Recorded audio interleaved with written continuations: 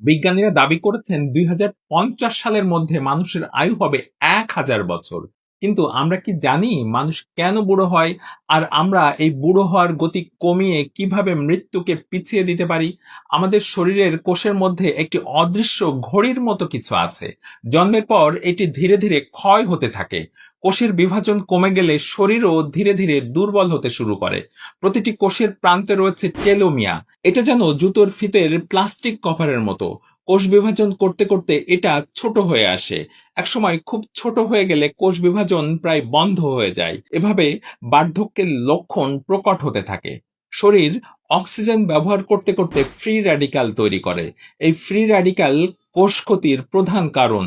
এর ফলে প্রোটিন ঠিকমতো কাজ করে না। ফলে শরীরের শক্তি কমে যায়, হাড় দুর্বল হয়, ত্বক কুঁচকে যায়, মস্তিষ্ক আগের মতো তীক্ষ্ণ থাকে না। আমরা বার্ধক্য থামাতে পারি না, তবে এর গতি ধীর করতে পারি। এর জন্য চাই সুষম ও প্রাকৃতিক খাদ্য, নিয়মিত ব্যায়াম আর মানসিক শান্তি। কৃত্রিম খাবারের পরিবর্তে ফল এবং সবজি ফ্রি র্যাডিক্যালের বিরুদ্ধে কাজ করে শরীরকে সুস্থ রাখে।